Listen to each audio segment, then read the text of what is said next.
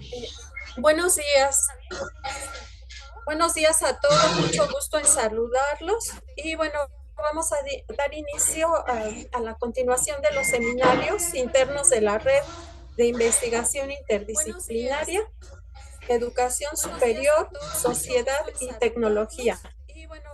Una nueva relación para el presente y el futuro inmediato. Internos de la Red de Investigación Interdisciplinaria, el tema que vamos a presentar hoy está enmarcado dentro de la temática 4, que es currículum escolar, cambio y renovación de perfiles profesionales. Bueno, tengo el gusto de presentar para la conferencia de hoy al maestro Francisco Javier Olvera Ramírez. El profesor pertenece al Departamento de Biología de la División de CBS de la UAM Iztapalapa. Bueno, el maestro Francisco Javier es licenciado en Biología, egresado de la Facultad de Ciencias de la División de CBS de la UAM Iztapalapa. De la UNAM. Tiene un posgrado en psicoanálisis, una maestría en ciencias y una maestría en formación permanente en la CIPAE México. Y es doctorante en formación permanente de la CIPAE México. Sus líneas de investigación principales son el comportamiento animal y educación.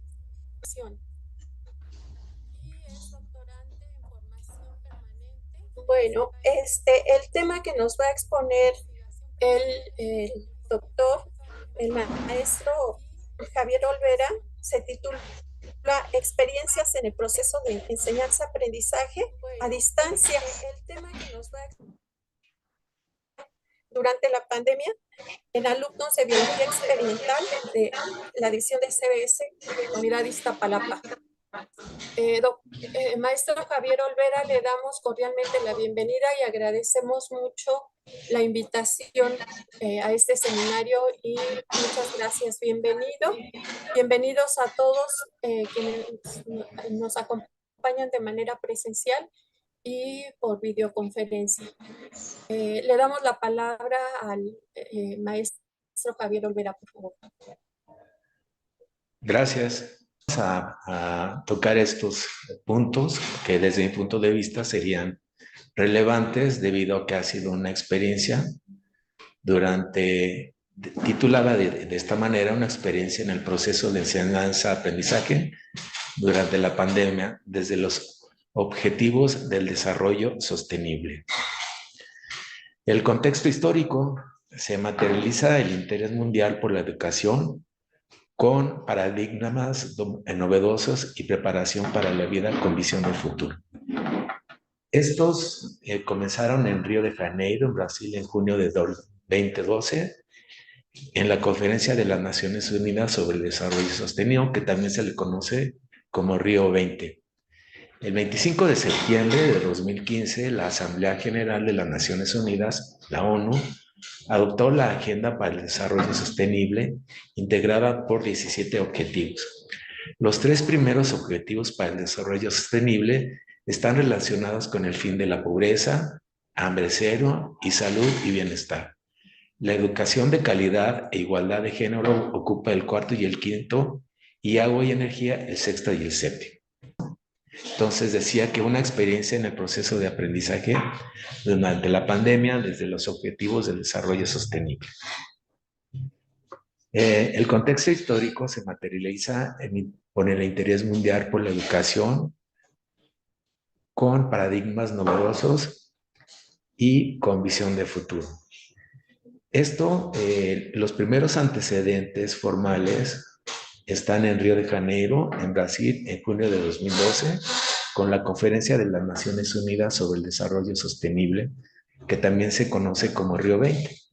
El 25 de septiembre de 2015, la Asamblea General de las Naciones Unidas, la ONU, adoptó la Agenda para el Desarrollo Sostenible integrado por 17 objetivos. Los 3 primeros objetivos para el desarrollo sostenible están relacionados con el fin de la pobreza, hambre cero y salud y bienestar. La educación de calidad e igualdad de género ocupan el cuarto y el quinto, y el agua y la energía limpias el sexto y el séptimo. Los objetivos para el desarrollo sostenible empiezan con un fin de la pobreza en todas sus formas, hambre cero, promover la agricultura sostenible, salud y bienestar en todas las edades, y todo esto relacionado con la calidad de vida. Trabajo y crecimiento económico e industrias sostenibles en el octavo y en el noveno, reducción de las desigualdades entre países y comunidades, décimo y onceavo, y décimo primero, perdón, y producción, consumo y cuidado sostenible en todos los ecosistemas, es decir, la ecología del planeta. Estos están en el doceavo y van del doceavo al 15. Paz, justicia y alianzas para el desarrollo sostenible están en el 16º y 17º lugar, y esto tratan sobre la unificación de las políticas legales para la vida. ¿Cómo lograr la educación? Entonces, pues hay 4 pilares de la educación que comienzan con aprender a conocer, adquirir valores, razonamiento propio y competencias cognitivas del mundo exterior. El siguiente es aprender a hacer, actuar con determinación y usar el pensamiento crítico como una herramienta de aprendizaje. El siguiente es aprender a vivir juntos, asumir la responsabilidad colectiva y la colaboración constructiva. Y la siguiente sería aprender a hacer, construir el conocimiento personal al unir lo aprendido en la escuela y el saber cotidiano. Aprender a transformarse uno mismo y la sociedad, tener conciencia sobre el entorno y demostrar interés. Voy a quitar esto, no me deja leer. La educación de calidad están en el cuarto y el quinto lugar para una educación inclusiva, equitativa, de calidad para el aprendizaje durante toda la vida. Los objetivos para el desarrollo sostenible ponen toda su atención en el sujeto o comunidad de aprendizaje, el ser humano, cuyas características constitutivas son su biología, su psique y ser gregario, lo que lo hace sujeto de la organización social, con su constructo, el género y la equidad, para satisfacer las diversas necesidades intrínsecas de la vida, y las de igualdad para lograr la accesibilidad a los diferentes ámbitos de esta. A su vez, se presenta la jerarquía y su importancia para el aprendizaje. Les voy a comentar un experimento que hicieron unos etólogos alrededor de 11, 15 años con orangutanes, donde vieron que el aprendizaje estaba en función de la jerarquía quien aprendía esa acción. De tal suerte que si tenía un hermano mayor, un bebé orangután, y le enseñaba cómo ensalivar la ramita, doblarla e introducirla en los nidos para captar los insectos, no aprendían. Pero si llegaba el papá o la mamá, es decir, alguien con jerarquía, entonces sí aprendían. Eso quiere decir entonces que el aprendizaje está íntimamente relacionado con la jerarquía, es decir, con la necesidad de sentirse contenido en alguien. Es importante señalar que la jerarquía en este cambio de visión logra posiciones por las características y habilidades individuales que hacen al alumno competente, colaborador y facilitador de ciertas tareas para la educación de calidad. El estatus social o el autoritarismo desaparece. La educación de calidad e igualdad de género están en el quinto y en el sexto para una educación inclusiva, equitativa, de calidad para el aprendizaje durante toda la vida. ¿Cómo lograr la educación de calidad? A partir de los principios de la educación propuesta por la FAO, que sería cambiando el paradigma hacia una educación en valores, habilidades y competencias. Aprender a aprender para transformar los modos de actuar y pensar, desarrollando nuevas habilidades, actitudes y conductas que concreten el empoderamiento y resignificación de la condición del alumno. Desarrollo de nuevas currícula para satisfacer las necesidades personales y de la comunidad ante los desafíos actuales y futuros. ¿Cómo lograr la educación de calidad a partir de los principios de la educación propuestas por la FAO? Mediante el desarrollo de los currícula que incluyan nuevas pedagogías en todos los niveles, formativos e informativos, donde el pensamiento crítico sea el punto de partida para toda actividad académica, social y laboral, transformando los típicos diseños curriculares, haciendo que la transversalidad curricular evidencie todos los objetivos del desarrollo sostenible, haciendo que las UEA sean autocontenidas para impulsar la autogestión en los alumnos y se salte del aprendizaje cooperativo al aprendizaje colaborativo solidario, donde la responsabilidad del aprendizaje es de todos, porque la empatía, el amor, la amistad y la honestidad están presentes en el currículum oculto, que permea en la cotidianidad y al momento de sumar las competencias de los alumnos y resigna el abordaje del proceso de enseñanza-aprendizaje. Ahora, la comunidad de aprendizaje, en el ambiente de aprendizaje y con la disponibilidad energética para pensar, hacer y convivir, se pregunta ¿por qué? ¿Para qué? ¿Con qué? ¿Dónde? ¿Cuándo? ¿Cómo? ¿Y para quién? Haciéndolo resiliente. Gracias.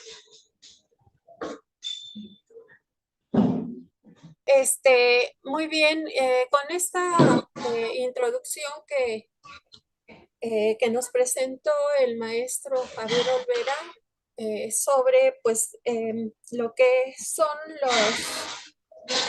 la finalidad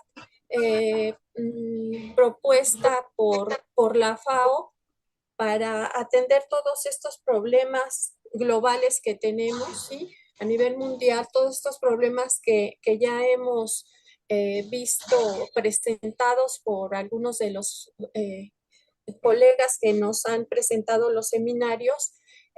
La UNESCO como directriz de la educación a nivel mundial, pues ha planteado estos objetivos que nos presentó el profesor en esta breve introducción. Y algunas de las características principales para atender a nivel educativo en la currícula y obviamente lo que nos concierne a nosotros en las instituciones de educación superior. Sí, entonces estos objetivos, estos 17 objetivos, pues son las líneas directrices para desarrollar eh, un logro a nivel mundial del desarrollo sustentable y dentro de estos, pues la educación es fundamental. Por ejemplo, los objetivos de aprendizaje, para alcanzarlos, hay unos documentos de la FAO, perdón, de la UNESCO, en los cuales se plantean las competencias claves para la sostenibilidad, ¿sí? Y dentro de estos, pues yo podría comentarles que hacen un planteamiento de competencias de pensamiento sistemático, es decir, las habilidades para reconocer y comprender las relaciones, para analizar los sistemas complejos, para poder pensar cómo están integrados los sistemas dentro de los distintos dominios y escalas y para lidiar con la incertidumbre, ¿no? Entonces, esta es una primera competencia clave que son vistas como cruciales para el progreso del desarrollo sostenible y que tienen que ser tratadas en la currícula de las diferentes profesiones en las instituciones de educación superior. Y bueno, aquí la UNESCO señala varios tipos de competencias que, bueno, es muy importante tener en cuenta, aunado a lo que ya nos comentó el doctor Javier, el maestro Javier. Dentro de estas competencias y que son las generales y que deben de tomar en cuenta la currículum para atender todas estas cuestiones en los programas em, de la formación de los alumnos y en las instituciones de educación superior, se señalan también las competencias de anticipación, es decir, las habilidades para comprender y evaluar múltiples escenarios futuros, para crear visiones propias del futuro, para aplicar el principio de precaución, para evaluar las consecuencias de las acciones y para lidiar con las competencias normativas, competencias de estrategia, competencias de colaboración, de pensamiento crítico, de autoconciencia e integradas a resolución de problemas, ¿sí? Finalmente, que es lo que tendrían pues los egresados de las universidades, la competencia para integrar la resolución de problemas. Entonces, no sé si alguien más quisiera tomar la palabra para comentar o preguntar y abrir un poquito más la discusión sobre este tema. Sí, adelante. Quisiera que me permitiera hablar un poquito de un trasfondo de su presentación, que solo nos dio un indicio, todo lo que tiene que ver con etología, comportamiento de animalitos y cosas por el estilo, me pareció muy valioso. Voy a explicarle por qué lo aprecio. En ciencias sociales, la jerarquía es algo que desde los derechos humanos hay que tirar a como dé lugar. ¿Sí? La igualdad, la libertad, la fraternidad. Pero es una idea. En realidad, como animalitos, sin pelo, nos comportamos, creamos jerarquías, es una forma de organización, es una manera de hacer que los grupos se sobrepongan a los entornos a los que tienen que irse adaptando. Y usted amablemente introdujo el comentario sobre cómo la jerarquía tiene un efecto sobre la educación en crías de orangutanes, que cambia la manera de adquirir es un conocimiento procedimental, porque no tienen conocimiento representacional desarrollado. Seguramente si le rascáramos, si tuviéramos los indicadores, encontraríamos que sí tienen procedimientos de simbolización, aunque no como tan desarrollados como los nuestros. Ese es el comentario principal, ¿no?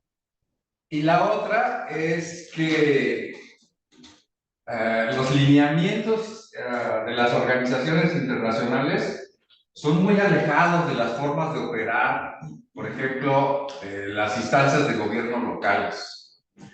Yo he tenido la mala pata de asistir a reuniones de municipios en donde a la carrera, al que se encuentren, ayúdenos a llenarlo de los objetivos del milenio de Naciones Unidas, porque tenemos que entregar un reporte de esto. Y lo que está sucediendo sobre el terreno es la destrucción por avaricia, por crear infraestructuras a pasos agigantados de lo poquito que tienen más o menos íntegro. Entonces sí hay una especie como de desfase entre lo que dicen las instituciones internacionales y la manera de operar de gobiernos y empresas locales. Es la experiencia de todos. Yo creo que cuando se llevó los tambitos de agua para Sierra Norte de Puebla o algún lugar que nos dijo, el principal problema era acomodarlos y que se hiciera un escándalo porque todo el mundo se iba a oponer a la captura. ¿Por qué? Si pasa un montón, ¿por qué la vamos a cuidar? ¿Por qué la vamos a almacenar? No, eso es algo que va en contra de las creencias locales. No.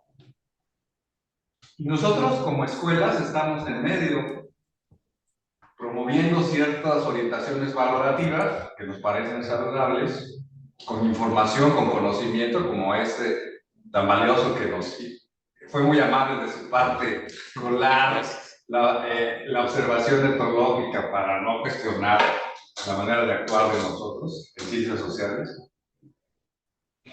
y lo que está ocurriendo hacia dónde vamos en los mercados laborales. Que finalmente nuestros estudiantes aprenden unos valores con nosotros, aprenden un sistema de conocimientos y de prácticas. Por ejemplo, el agua es algo que ha estado detrás de nosotros, presente en este seminario, en lo que va de estas sesiones. Pero las prácticas de la población, lo acabo de ver en la mañana, o sea, no hay agua en Iztapalapa, pues a comprar más pipas. No hay agua en Iztapalapa, yo agarro mi camioneta, le monto un tinaco de 2,5 toneladas y no me importa que haga embotellamiento, ¿eh? Yo voy a aprovisionarme, pase lo que pase. Y entonces es como si fueran 2 planetas, no, 3 planetas diferentes, el de Naciones Unidas, el de nosotros en la universidad aquí, que todavía somos un poco idealistas, y el del mundo en donde realmente tenemos que operar.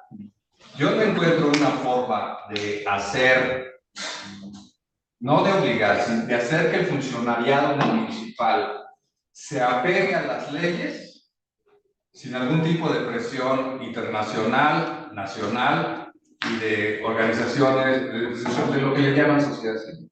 Porque si no, él va a vehiculizar sus intereses, sus negocios. Y es a donde van nuestros egresados. Las plantas de tratamiento de aguas. Si hiciéramos el inventario de todas las que se han construido en este país, ¿cuántas están operando? Que lo hagan bien y cuántas fueron simplemente hacer la infraestructura para un billete para el constructor y para el funcionario. Esa es ¿cómo le hacemos para transmitirles a nuestros jóvenes 3 escenarios y 3 mundos de valores completamente diferentes y ellos tienen que actuar en los 3? Ya no nada más para acreditar sus estudios profesionales, sino para operar en un mundo extraordinariamente conflictivo. Y de pasadita, pues, estos alucinados de Naciones Unidas que tratan de hacer algo de buena voluntad, pero no tiene nada que ver con cómo vivimos nosotros. Gracias. Sí, no sé quién da. Muchas gracias. Sí, el doctor Juan Manuel. Bueno, gracias por darme la palabra. Bueno, ¿y cuáles han sido las experiencias en el proceso de enseñanza-aprendizaje a distancia en los alumnos de biología, como se llama la conferencia, en conexión con los objetivos de desarrollo sostenible y los pilares de LORS que vienen desde 1996? Ya han sido arrastrados por la UNESCO desde 1996. Cuando Delors saca el famoso texto sobre los 4 pilares de la educación, que son esos en los que ahora se sigue basando esta conferencia para el desarrollo sostenible. Y han sido, digamos, retomados reiteradamente por la UNESCO. Pero ya concretamente las experiencias durante la pandemia, ¿cómo fueron aterrizados? ¿Qué nos puede decir al respecto de su investigación sobre, sí, con mucho gusto, sobre las experiencias? Con mucho gusto. Bueno, ustedes recordarán que realmente la pandemia fue pues sorpresiva y eso hizo que nos tuviéramos que retirar de la universidad. Prácticamente de un día para otro y sin más nada que lo que tenemos en nuestras casas. Entonces, inicialmente, el planteamiento de desarrollar ciertas actividades durante el proceso de enseñanza-aprendizaje estuvo limitado inicialmente a la disponibilidad de los recursos educativos que tenemos en nuestras casas, que generalmente compartimos, pues, bibliografía, diapositivas, etcétera, entre la casa y la universidad, que es como, por lo menos yo así funciono, de tal manera que la preparación del curso inicialmente fue sorpresiva, pero teniendo en cuenta que eso, todos siempre dicen en los aspectos de la presencia de un momento de crisis o de inflexión, esa situación puede ser aprovechada para innovar o para proponer actividades que habitualmente no están ni disponibles ni son factibles. Entonces, yo propuse a mis alumnos establecer primero un mecanismo de regulación de nuestras actividades, y entonces hablamos de, pues, cómo se iba a llamar el curso, cuál iba a ser la duración, en qué iba a consistir, cómo iba a ser la interacción. Independientemente de que fuera a distancia, tendríamos que establecer un mecanismo de comunicación lo más cercano posible.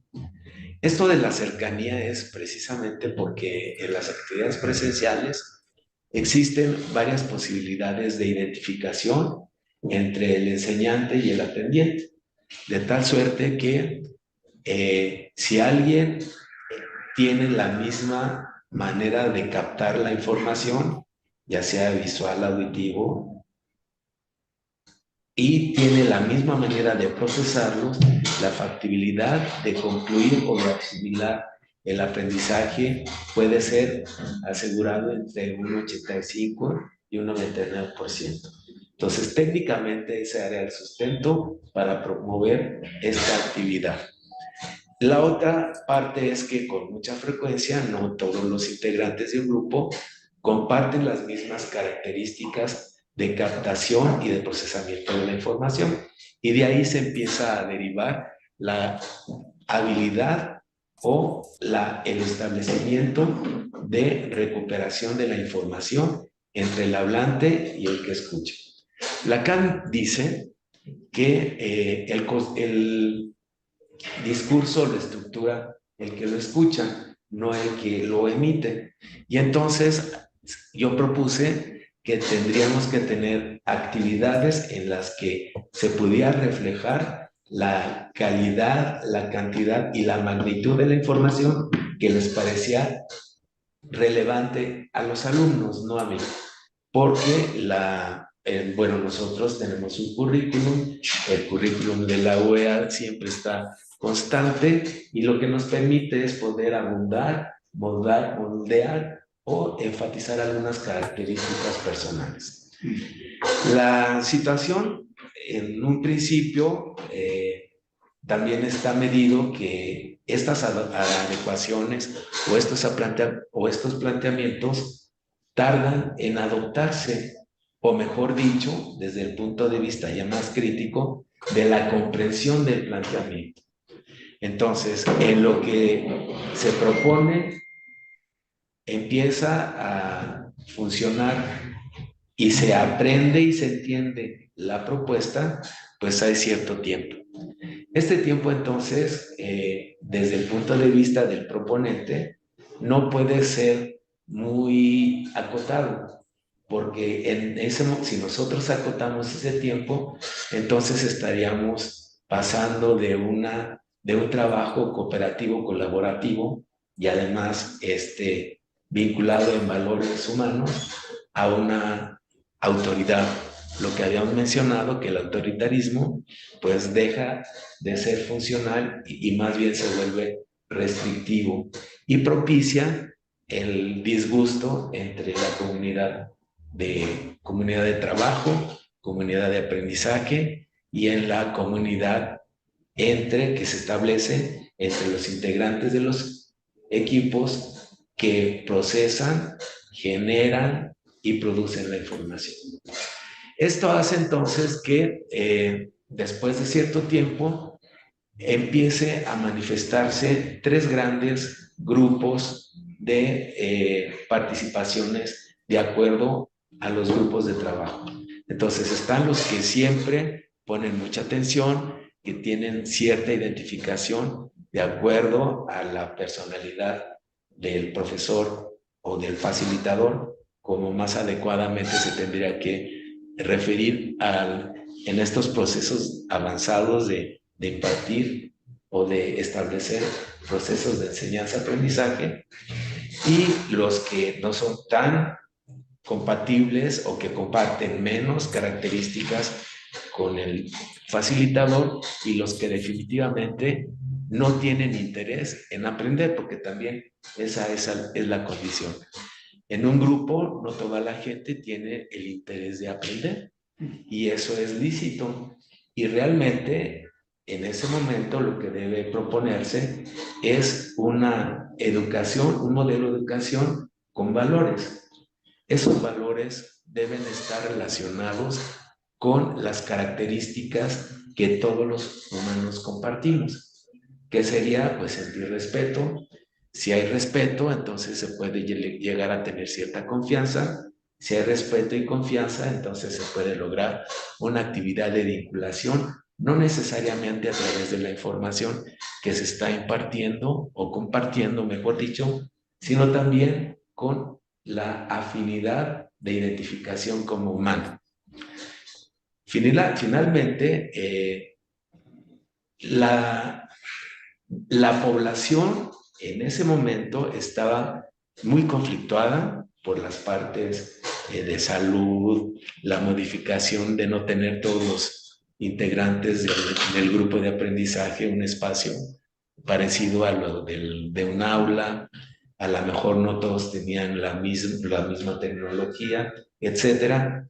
Entonces eso surgió como un problema para lograr los grupos de trabajo colaborativos, pero además ya con cierta actividad pues más vinculada con el humanismo, que sería la solidaridad.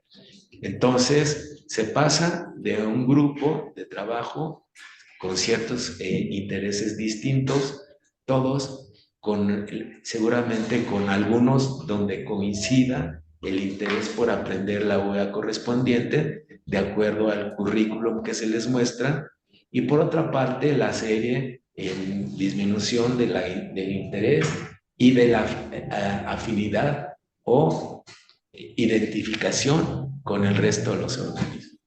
Esto hace entonces que pues alguien puede prender la cámara, a pesar de que una de las reglas para vincularnos era vernos, ya que era la única posible.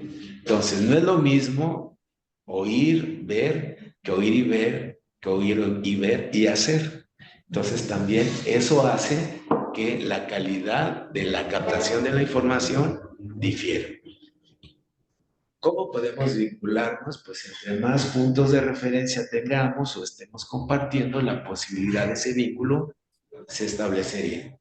Y entonces, pues había personas que nunca las conocí, simple y sencillamente porque no les interesaba, a pesar de que esa era una de las reglas para poder trabajar en comparación e integrar un grupo de aprendizaje. Nótese que está hablando de aprendizaje, no de enseñanza, porque entonces tendríamos que establecer la diferencia entre enseñanza, entre aprendizaje y entre proceso de enseñanza y aprendizaje. Pero además de enseñanza-aprendizaje, en un aspecto con valores, que sería la solidaridad. ¿Qué sucede entonces? Pues valores no existían, o por lo menos no eran compartidos por la mayoría del grupo de trabajo. Cuando hablamos de valores, pues tendríamos que referirnos a dos condiciones que engloban a este concepto de valores, que serían los valores que se adquieren en la información, en una información no calificada, como sería en la calle, ¿sí? Otra que empieza a ganar estatus, que sería la cultural, todos los valores culturales. Después, la formalidad entre los valores éticos y los valores, pues, no tan compartidos universalmente. Finalmente, yo les propuse que tendríamos que agruparnos en torno al respeto, a la confianza y a la confianza. Respeto, creo que omitió y se me dice bolas. Entonces es la confianza, el respeto y la posibilidad de interactuar en el mejor o la mejor forma de acuerdo a las reglas establecidas. Cuando hablamos de reglas, entonces automáticamente se establecen ciertas resistencias simplemente por el concepto de reglas. Y entonces dijimos, vamos a ponernos de acuerdo, todos van a proponer algo, lo vamos a considerar y ustedes se van a encargar de establecer la manera en que nos conduzcamos. Nuevamente, 3 grupos, los que entienden el mensaje y tienen afinidad, los que tienen menos afinidad, pero están interesados, y los que no tienen afinidad ni interés, y que están ahí precisamente solo porque tienen que cubrir esa asignatura. Entonces, se vuelve todavía más complejo cuando la carga de trabajo empieza a establecer una gradación en los niveles de participación. Entonces, había personas que entregaban unas presentaciones, que era lo que se recomendaría, porque la presentación cubre 3 requisitos para que el proceso de enseñanza-aprendizaje sea satisfactorio en términos generales, que sería oír, ver y hacer y sus combinaciones posibles. Entonces, además de que esas eran las reglas, también otra de las características es que esa presentación tenía que ser el resultado de la participación de un grupo de trabajo.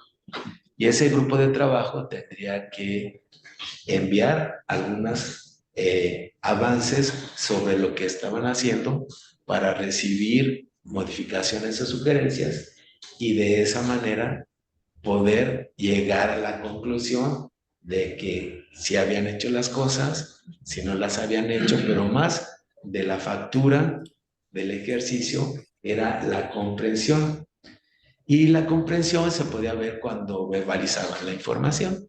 Entonces, por eso tenía que hacer esa presentación verbal individual entre el grupo de los componentes del grupo de trabajo.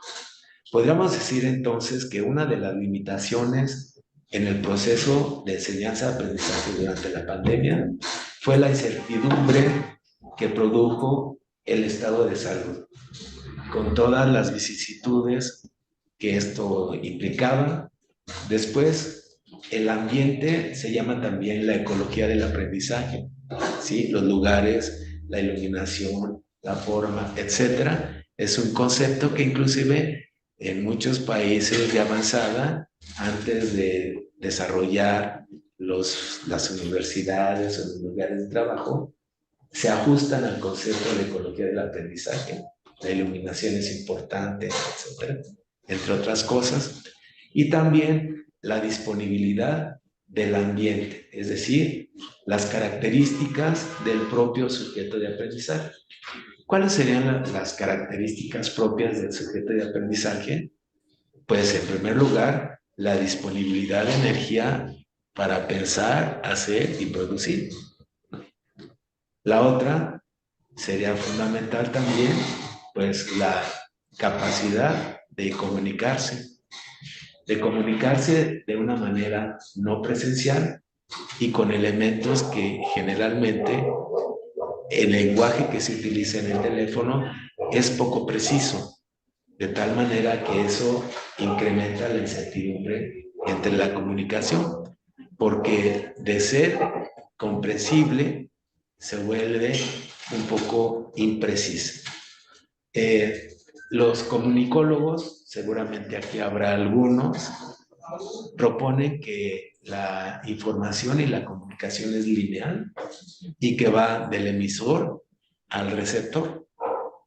Pero la verdad es que si retomamos la posición de Lacan, que dice que el discurso lo estructura el escucha, entonces es muy difícil que nosotros podamos corroborar que lo que nosotros estamos diciendo sea en la manera en que lo estamos diciendo y que sea interpretado además ya por los receptores de tal suerte. De tal manera que también basado en estos principios se habla de un significado y un significante. De tal suerte que el significante sería preponderante sobre el significado y el significante está vinculado a las creencias y a las culturas personales. Esto hace entonces todavía más difícil si no tenemos maneras de vincularnos presencialmente, porque entonces estamos pensando que quizá las cosas están funcionando de una manera y finalmente no es así. De acuerdo con lo que acabo de mencionar, entonces, la educación a distancia es importante porque aproxima las fuentes de información, pero no necesariamente la captación, el procesamiento y la construcción con lo que se escucha. Por eso se avanza en actividades de enseñanza-aprendizaje de manera mixta, es decir, donde un componente del proceso de enseñanza-aprendizaje sea presencial y el otro sea a distancia.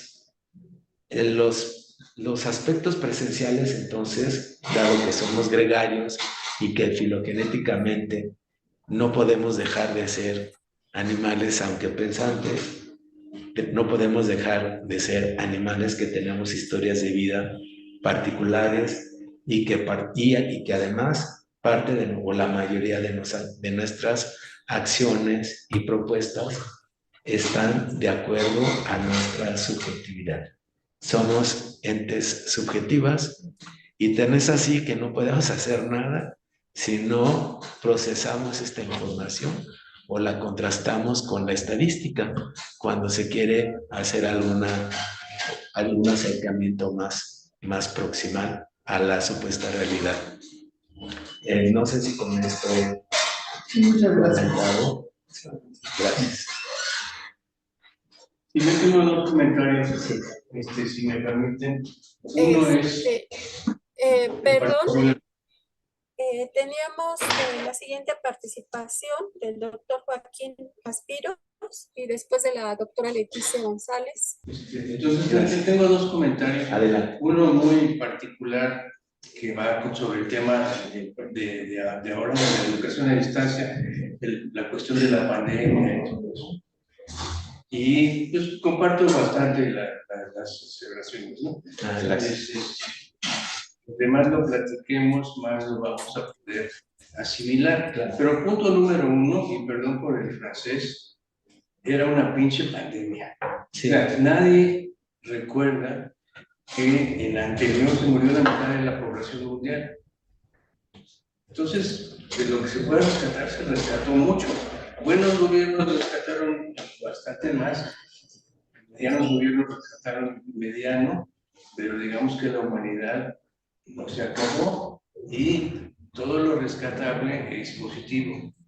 Sí, es la primera cuestión. La segunda que mencionó es que cuando tenemos una crisis es un momento de oportunidades. ¿Qué oportunidades nosotros teníamos ahí? Una de las primeras que nosotros sí asumimos como profesores es que prácticamente todo el mundo mejoró su material didáctico. Claro. ¿Sí? No tienes nada que hacer, pues le vas arreglando. Porque había profesores que se aventaban todo a lápiz, una hora marcador. Pues lo que hacían, no, pero además ahora con diapositivas de PowerPoint. Sí. O si no, tenían que escribir ahí, poner su pizarra translúcido, cosas así. Mejoró el material. Pero el contra son muchos. Y ahora quiero contrastar lo que hizo mi hija en una escuela, pues no le voy a decir fifí, pero sí. Carrilla, digamos, no el técnico, nada de eso, pero fue una escuela a donde se les pedía, y esto incide en lo que estábamos platicando, la cámara abierta y otra segunda cámara, si era posible, sobre el escritorio. Porque mi hija estudió pedagogía, pero da cosas de diseño, de dibujo y de cosas. Entonces ella a distancia tenía que ver y corregir lo que estaban haciendo los alumnos. Y era una política de la escuela que la cámara abierta y si se ponía también sobre el trabajo que estaba desarrollando. ¿Nosotros qué nos pasó? Seguramente que a todos, en primer lugar, no ponían la cámara, en segundo lugar no contestaban, yo me enojaba con ellos. ¿Saben qué? Si no me contestan ahorita, se da por terminada la clase, porque yo no me gusta hablar a las letritas, ¿quién es A, quién es J, quién es no sé qué? Oye, ¿qué piensas de esto? Nadie te contesta.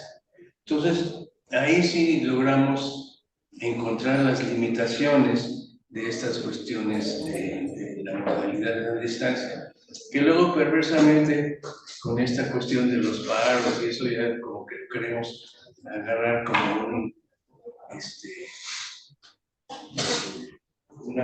una boya de salvamento que no va a funcionar muy bien tampoco. Sí. ¿Sí? La universidad ahí en ese caso es diferente y es muy importante esta cuestión de buscar la solidaridad. Claro. Y mi experiencia en lo personal es que yo doy, muchas veces he dado este curso que se llama para nosotros Seminario de Proyectos, que es el armado del protocolo y todo lo que se tiene que saber para hacer el protocolo. Y luego son 2 semestres de la ejecución del proyecto.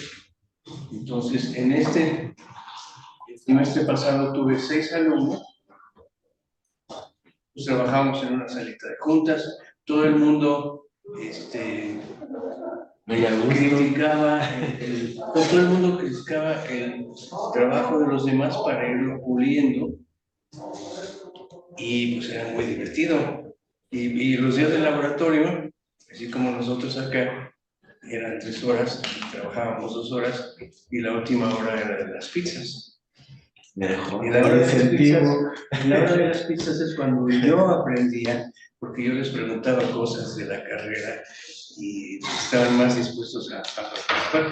Entonces eso fue muy positivo. Pero regresando a lo virtual, ahora tengo lo mismo. Tengo casi 30 alumnos y ya no puedo preguntarles, oye, ¿tú qué piensas? ¿Tú qué hiciste? No puedo pedir que se pongan a discutir entre ellos cosas.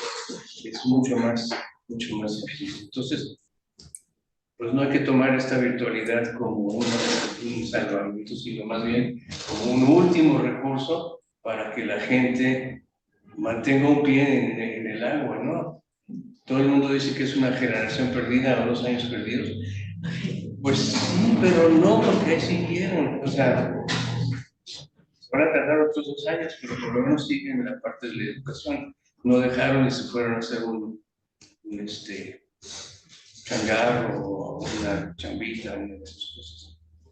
Y les quiero preguntar, porque tengo otra idea que luego me gustaría discutir, y es sobre los orígenes, por lo menos de algunas carreras. Estamos hablando de la planeación curricular. ¿Me dan 5 minutos? Bueno, por ejemplo, se me olvidó que ayer era lo del reloj. Mira, te lo voy a mostrar entonces. Es que ayer dieron el reconocimiento. ¿Te lo cambian? ¡No! Me estás presumiendo, Bueno, yo estudié Retomemos. entonces yo llevo 48 años en la UAM. ¿Cuántos? 48. ¡Wow! Porque entré como estudiante. O sea, conoce la universidad. Al iniciar lo que es ingeniería biomédica, nadie sabía que era ingeniería biomédica. A un profesor le pidieron una hojita, tú échate el currículum. Nadie sabía, se hizo al mismo tiempo en Estados Unidos que en México, pero había una salvedad.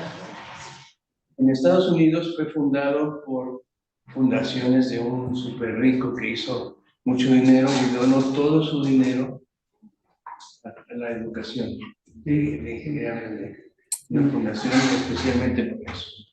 Más los institutos de salud, más los los institutos de investigación. ¿Y cuál era su objetivo? Descrito formalmente por el Departamento de Trabajo: diseñar, construir dispositivos médicos para mejorar la calidad de vida del paciente, construir dispositivos que sustituyan a los que estén rotos, todo ese tipo de cosas. Y en México, una universidad que no voy a nombrar, que no es la nuestra, decía, ¿Es patito? no puedo decir, pero es muy grande, tiene cientos de miles de alumnos. No, entonces patito. Decía, ¿cuál es el objetivo? Darle mantenimiento al equipo que se está adquiriendo en ese momento, dar capacitación y mantener toda la infraestructura médica en estado de funcionamiento. ¿Sí? Entonces, una visión científica y una visión técnica. Entonces, nosotros deberíamos de habernos llamado técnicos biomédicos. Yo creo que ese es nuestro pecado original, porque de ahí en adelante seguimos siendo medio técnicos. No hay nada de diseño, digo, salvo algunas excepciones que ustedes han de conocer, no hay nada de diseño, todo es ventas, mantenimiento y servicio. Y hemos hecho estudios de ciento y tantas carreras que hay en México y en América Latina. Ventas, mantenimiento, servicio, ingeniería hospitalaria. Ese sí ha sido muy exitoso. Pero ya tiene que ser técnico, no es de que construya una cosa, mire una cosa. Y todas esas universidades de paga no son universidades de investigación. Entonces se va en la parte de administración. Y ahora estamos acarreando este problema y se nos va a venir ahora, bueno, ya existe, que ya saben que México es el segundo o tercer mayor productor de equipos médicos en el mundo. Si no lo saben, pues ya lo saben. Estamos peleados por el lugar con Holanda, por Philips, ¿no? Somos el que le vende más a Estados Unidos. Maquila o lo que quieran, pero ahí hay muchas opciones de desarrollo, de control de calidad, ser el ingeniero de sistemas. O sea, tú cuando lo ves y dices, este es un equipo de General Electric, no le ves que si está hecho en México y si está hecho en Canadá. Es un solo equipo. Y pues lo debemos de capitalizar. Pero con este tipo de alumnos es muy difícil llevarlos a que se empleen en estas plazas, digamos, bastante bien pagadas, ¿no? ¿Y qué ha sucedido? Que hay como 3 universidades en todo el país que se dedican a investigación y las otras se dedican a cosas de clínica y el ciclo de vida de un equipo médico y te dan tu papel, y es en serio. Y luego se forman sociedades que más bien son como empresitas que te dan los diplomas, ¿no? Caray. Te dan el curso ese. Llegó un curso de 2 de gestión de equipo médico y dices, no. Y ahí la pregunta es, otra vez regresando a la parte de la educación, ¿dónde está la parte de trabajar en equipo? ¿Dónde está la parte de la solidaridad? ¿Dónde está la parte de que en un equipo, como en las películas de Los Inventores, nunca la vieron? No. Es una historia real de unos mexicanos indocumentados en Arizona, que le entran de high school, le entran a un concurso de robótica. Y le entra, y eso es real, es una historia verdadera. Le entran al equipo a un concurso de robótica y se inscriben en la clase universitaria, no en la clase high school. Dijeron, es que si perdemos en la clase high school, nos vamos a sentir mal. Entonces nos metemos a la universitaria, nos vamos a perder, pero de todos modos ya concursamos. No, A ese nivel. a ese nivel. Y le ganan, al MIT, y le ganan a Stanford, y le ganan. Entonces, ¿qué pasó? Primero, pues tienen un equipo donde todos, cada uno era completamente diferente. Había un vato loco que se robaba coches, pero sabía mucho de electrónica. estaba el famoso nerd, estaba el otro que era muy hábil con las manos, y el hombre fuerte que te iba a cargar en momentos. Ah, Chihuahua. El cargador. Pues no, porque siempre se necesita. Lo mismo sucede en la isla misteriosa de Julio Verne. Se salen, se pierden en un globo porque se están escapando, los agarra la tormenta y los lleva a una isla desierta. Y no se mueren, ¿por qué? Porque está el ingeniero. Pero también hay un chico que sabe qué cosas se pueden comer, como botánico. Y está un hombre fuerte. Es eso, ¿no? La conformación de equipos. Que es lo que Las deberíamos... competencias. Eso es técnicamente lo que nosotros referiríamos Así es. como las competencias. Y tú no tienes que saber todo, sobre todo, que es lo que se está peleando en este momento aquí. Pues que hay una nueva técnica que se llama procesamiento de señales, no sé qué. Sí hay que ponerla, y entonces luego dice el comité, ¿y en vez de qué? Y los profesores, no, pues además de, entonces va creciendo el currículum. Y te dicen, ¿cómo es posible que tú seas un ingeniero si no sabes biomédico, si no sabes cómo funciona un tiristor? Un tiristor es una especie de transistor. Pues yo le pregunto a mi compadre, o lo contrato, pues es un trabajo multidisciplinario, no es que yo tenga que cargar con todo. A lo mejor yo soy el coordinador, que eso es lo bueno que tiene que hacer uno en una escuela donde se pueden formar líderes, ¿no? Tienes que saber lo suficiente como para saber a quién irle delegando las tareas. Y en eso estamos trabajando ahorita nosotros. Es muy diferente. Hay como 3 universidades que estamos haciendo esto aquí. La UNAM se subió a esta propuesta y hay una que otra. San Luis Potosí. Pues me da mucho Gaby, quiero participar. A mí me gusta esa parte de la reflexión que están teniendo. ¿Puedo, Gaby? Sí, doctor, adelante. Ah, muy Adelante. amable. Porque si nos recordamos, el tema 4 de nuestro seminario es precisamente el currículum escolar y las transformaciones que puede haber de frente al desarrollo profesional, ¿no? A las prácticas profesionales y todo esto. Y la última mención de Joaquín nos recupera un escenario muy complejo, ¿no? Porque lo que hace Joaquín en el último momento de su reflexión, abierta o no, es una enorme crítica a la idea de cómo se construye el currículum escolar, ¿no?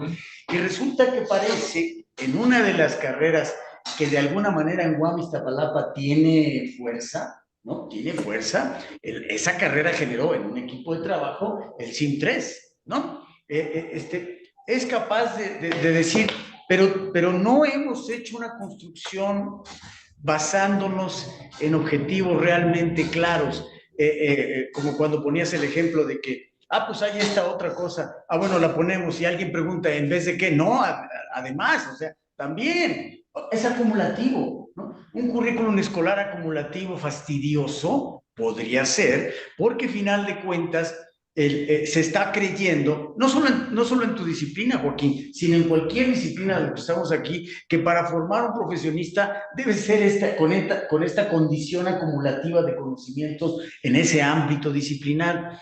Y eso, decimos, nos asegura absolutamente que el sujeto va a ser un éxito, ¿no? Si tenemos que hablar de la salida profesional, ¿no? Pero no nos ponemos a revisar lo que tú estás examinando ahora, ¿no? A ver, ¿qué es lo que hay en el conocimiento sobre la ingeniería eléctrica, que es el punto de apoyo de todo esto, que pueda ser manejado en el ámbito médico? Y además, ¿qué obliga? Y ahí está la idea de tu interdisciplinaridad, ¿qué obliga a hacer ese entrelazamiento, ¿no? Entonces, bueno, pues hay una perspectiva administrativa, hay una perspectiva psicológico-social, hay una perspectiva, digamos, incluso antropológica, ¿no? Y todo eso, ese corpus complejo, tiene que ser el punto de apoyo a la reflexión de cómo se puede construir un currículum escolar de una disciplina que ya de por sí ha generado históricamente, pero me parece que nuestra sesión pasada de conferencista nos hizo un poco espacio en ese ámbito, ¿no? Pero decía, ¿qué tanto es así?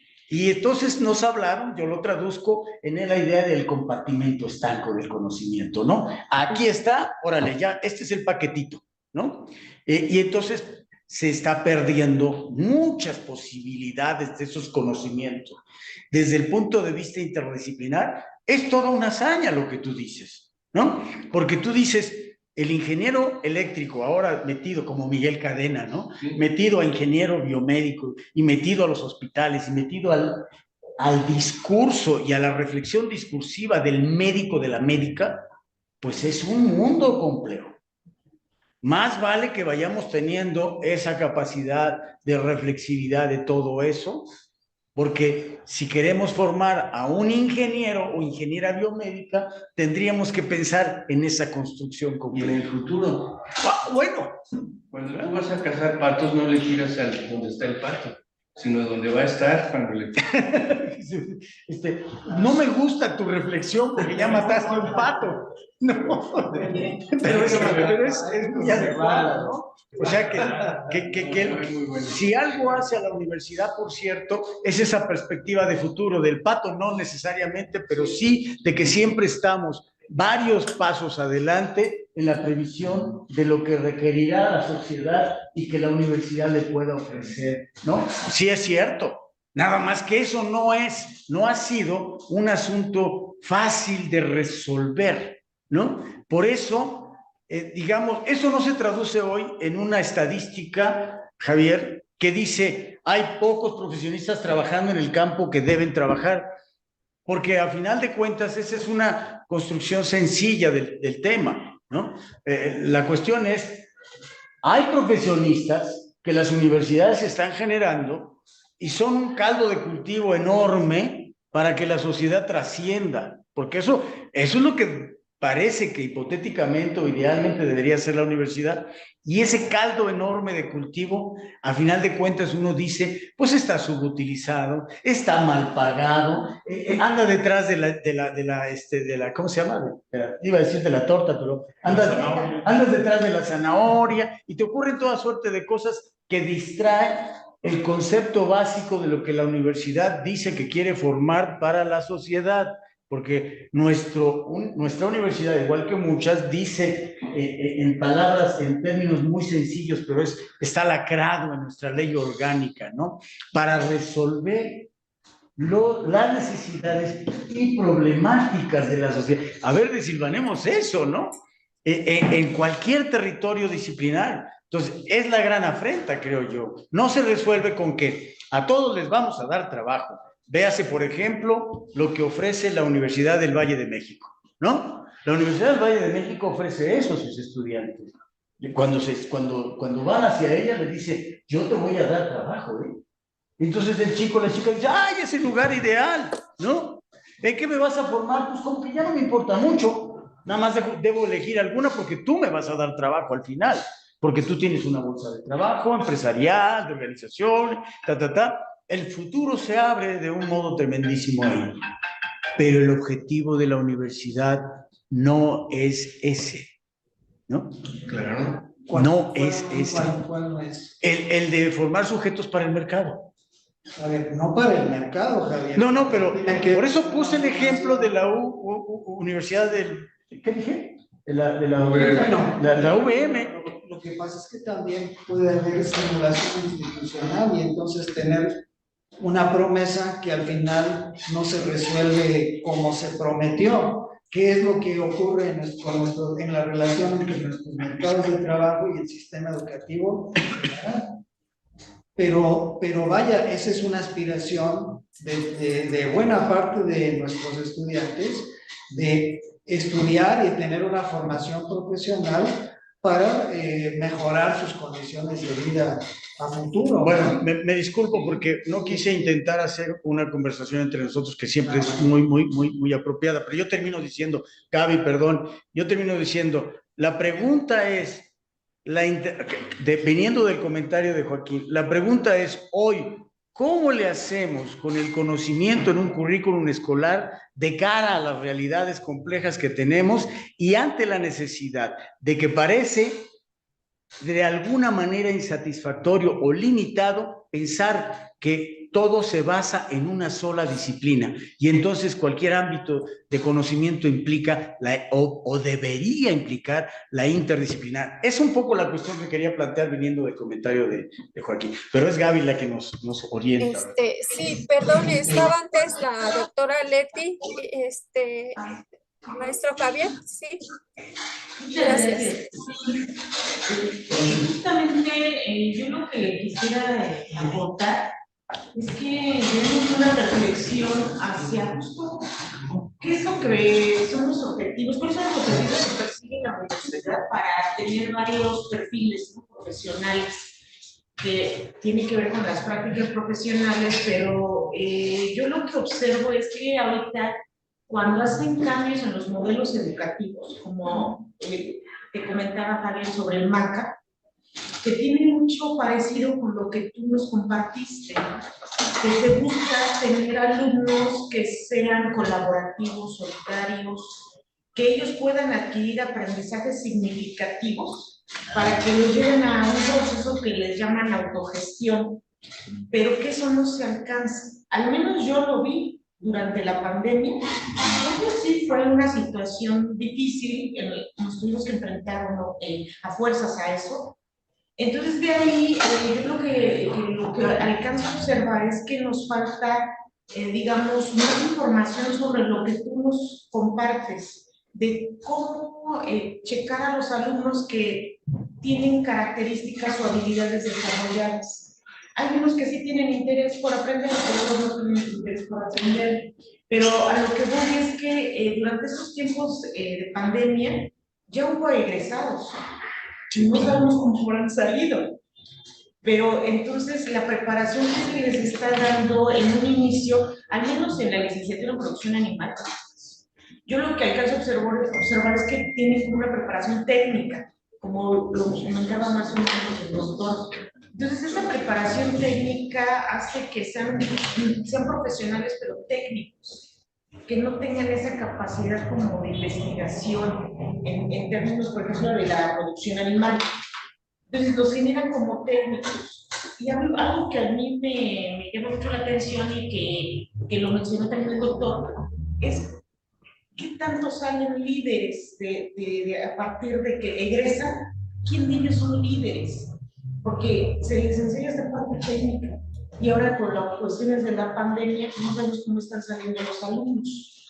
Y algo que considero muy relevante, y al menos yo lo voy a retomar para mis clases, que a la mejor puede servirle mucho a los alumnos, es conocer a los alumnos. Claro. ¿Qué tipo de alumnos tenemos? Hacer cambios en esas clases virtuales, porque ahorita con lo del MACA yo lo que observo es, aquí está tu cuenta de Zoom, haz tu clase. Pero el modelo de MACA dice lo contrario. Y además todas las licenciaturas pues estaban planeadas de forma presencial. Habrá que revisar estos planes de trabajo porque ya es una mezcla, tanto clases presenciales como virtuales, y los alumnos son diferentes. Es decir, hay muchos alumnos que están tomando sus clases virtuales pero que no tienen interés en esas UES así, o sea, dar las clases de esa manera. Hay clases que sí son presenciales, que son necesarias, por ejemplo, las prácticas, las UES prácticas de los alumnos, no se les puede dar algo virtual. Puros videos y en qué momento van a hacer sus manitas, ¿no? Entonces son cuestiones así de mucha reflexión porque aquí se solicitan, estos modelos que pone la universidad solicitan que los alumnos sean autogestivos, pero no vienen de esa manera. ¿Qué estrategias se podrían tener algunos de nosotros como docentes para que los alumnos empiecen a ser así, autogestivos? Sí, queremos que al final de su licenciatura tengan esa característica, ¿no? Supongo la van a desarrollar aún más en las prácticas profesionales, que sean autogestivos, pero ¿cómo ir hacia ese camino? Ese es mi comentario, ¿no? Muchísimas gracias. Gracias, doctora Leti. Sí, por favor, maestro Javier Olvera. Sí, gracias.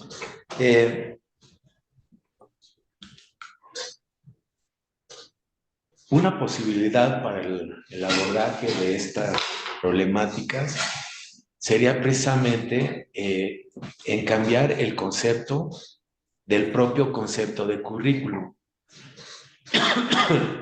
¿Qué quiero decir con esto? Cuando hablamos de currículum, automáticamente pensamos en una seriación de unidades de enseñanza-aprendizaje ordenadas de tal forma, de acuerdo a ciertos criterios de experiencias que quienes hicieron o establecieron esa gradación, ese ordenamiento, esa posición en el horizonte verticalmente.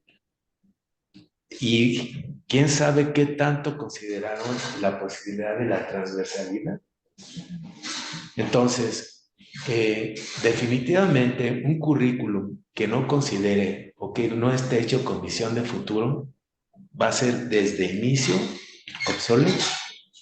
Entonces, las características que podrían ayudar a la estructuración de un currículum que pudiera tener visión de futuro sería considerado a partir de la interdisciplina, la transdisciplina y empezar a entender qué son los sistemas complejos, porque de otra manera la posibilidad de que sean funcionales a largo plazo o por lo menos que sean vigentes como se presume, los currícula están hechos para satisfacer las necesidades inmediatas. Pero la inmediatez llega un momento en que si no tiene esta concepción, es decir, interdisciplina, transdisciplina y sistemas complejos, no va a poder ser presuntivamente ad hoc a lo que ocurre en el futuro. Cuando nosotros hablamos de interdisciplina, transdisciplina y sistemas complejos, a lo mejor se nos vienen a la mente cosas muy poco oídas o visualizadas. Pero una de las características que tendrían que provenir de los docentes o de los líderes sería precisamente la traducción de estos términos para volverlos accesibles y para darse cuenta de que siempre están conviviendo con nosotros. Por ejemplo, si hablamos de la fotosíntesis, pues, ¿qué se imaginaría alguien que no tiene idea de que existen las plantas y que existen transportadores y todo eso? Que finalmente podríamos relacionarlo con una representación de sistemas complejos. Entonces, realmente el diseño curricular o las características del diseño curricular deben estar siempre permeadas por la transversalidad. Y en esa transversalidad deben estar los valores, una educación sin valores nunca va a trascender y tampoco va a ser formativa, será informativa, como usted decía, ¿no? Entonces, tenemos que tener muy claro que los procesos de enseñanza-aprendizaje quedan involucrados en algo que es la funcionalidad, que además, para que realmente fueran funcionales y que tengan posibilidades de ir a la par en ese momento y con visión de futuro, necesitan tener transversalidad y en esa transversalidad que permee de manera accesible los conceptos de interdisciplina, transdisciplina y sistemas complejos.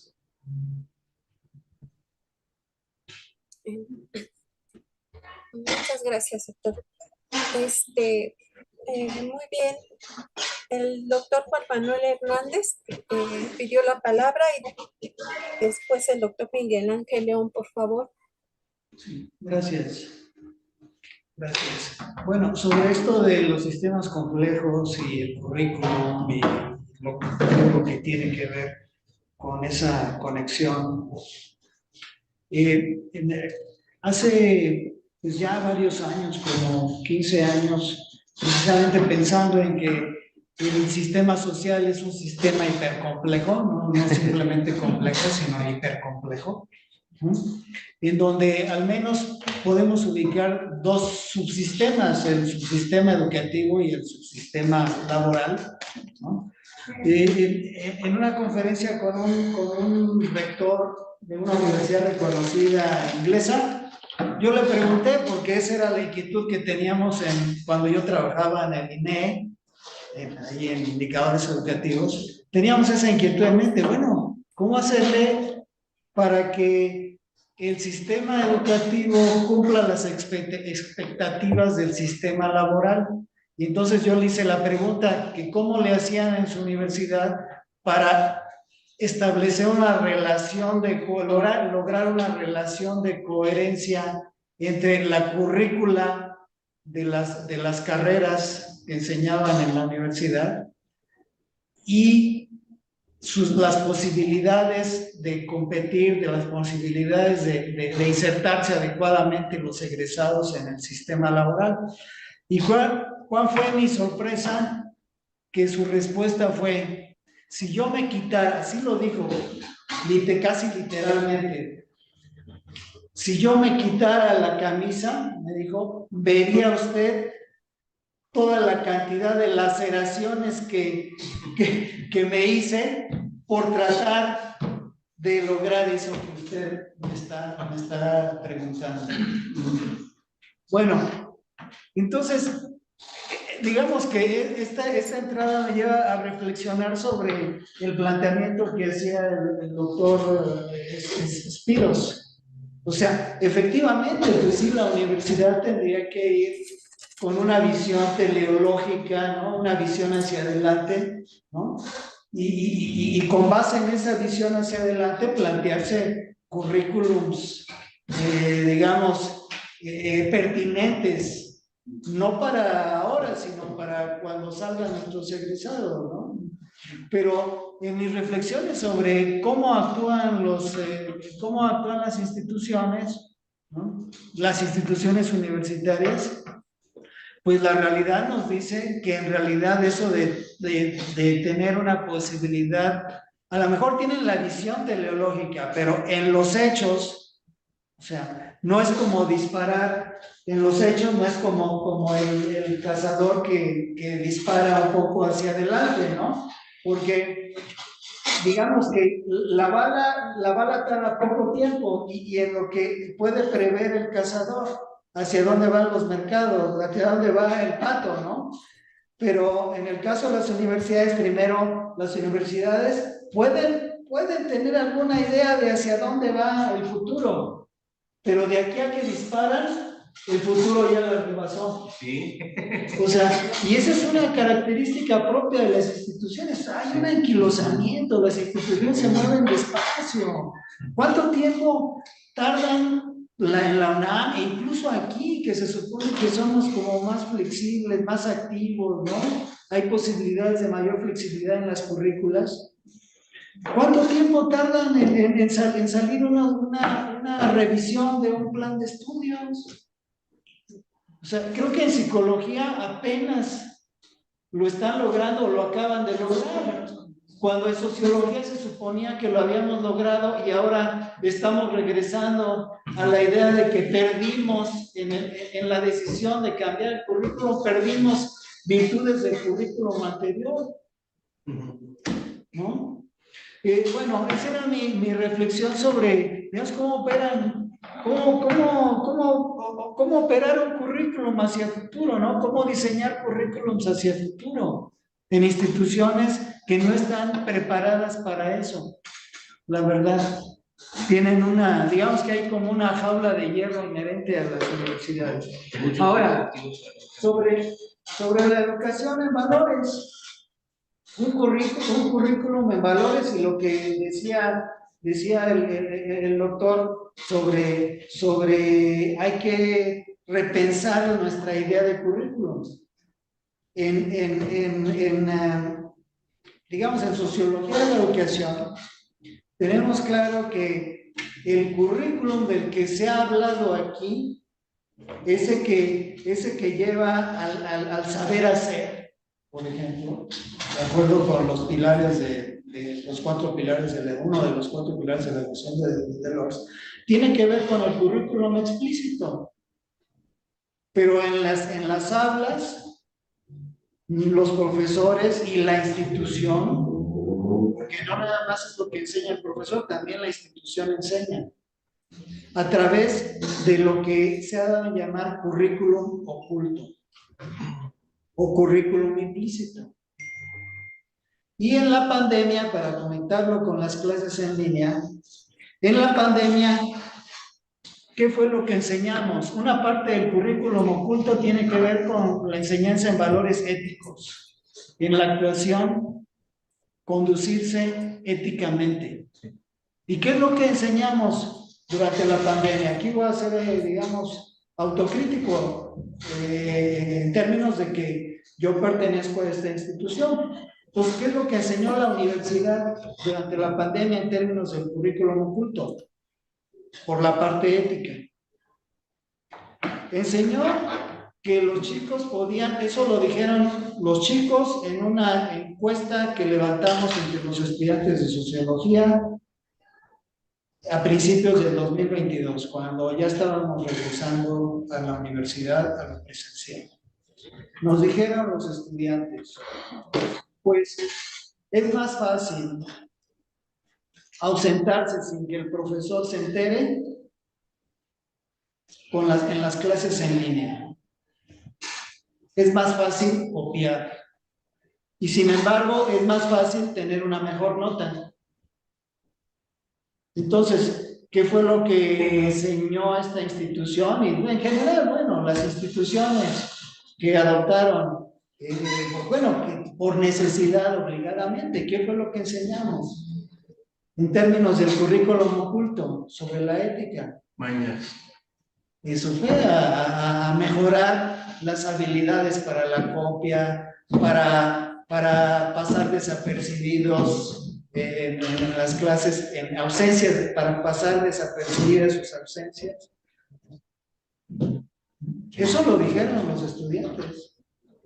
Y además dijeron, aprendimos menos que en las clases en línea. Un 70, si no mal recuerdo, un 70% dijo, se aprende menos en las clases en línea en comparación con las clases presenciales. Y la institución lo propició. ¿Por qué? Porque, bueno, naturalmente, o sea, hay que cuidar también el acceso a la educación, la cuestión de la equidad, ¿no? Hay que cuidarla. Y entonces, pues no les pedimos pedir a nuestros estudiantes, con las dificultades económicas que tienen, ¿no? Ya de por sí, más durante la pandemia, no les podemos pedir que abran su cámara porque van a gastar más datos o porque pues no tienen una computadora que les dé esas posibilidades, no sirve su cámara, ¿no? O el procesador no da para tener abierta la cámara. Eso lo sufrimos incluso nosotros.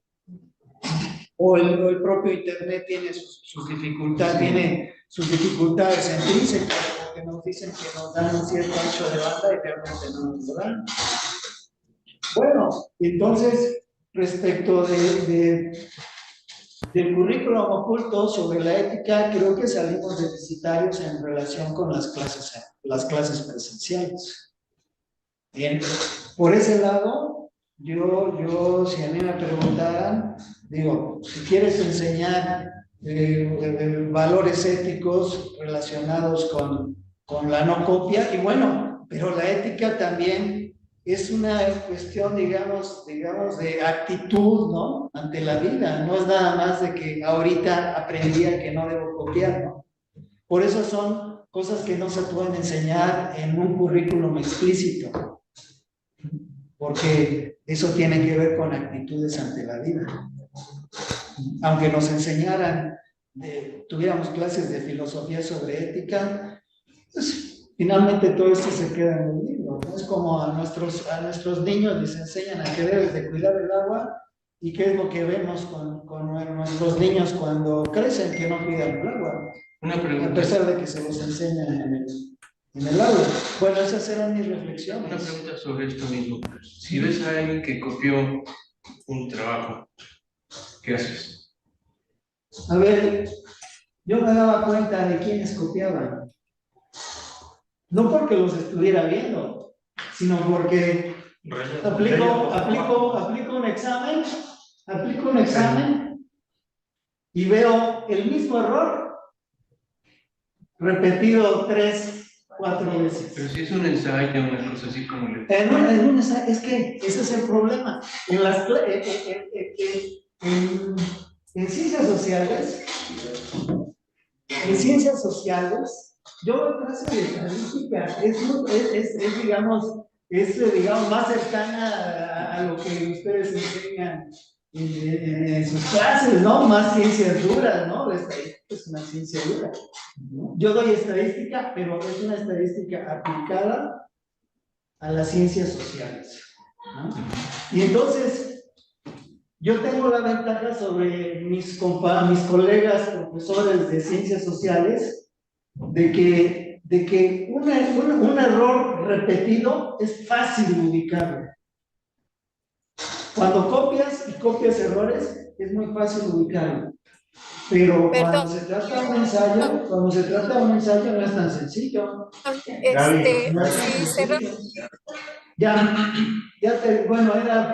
podemos seguir perdón, conversando. ya estamos Ya estamos. entre el tiempo un poquito, doctor Juan Manuel. Si cerramos Sí, su gracias. por favor, y le daríamos la palabra. Gracias a usted, muy amable. Sí, le daríamos la palabra al doctor Miguel Ángel León, después otra vez al doctor Javier Olvera y después al doctor Grande, por favor. Sí, muchas gracias. Tengo 3 aspectos que quiero comentar.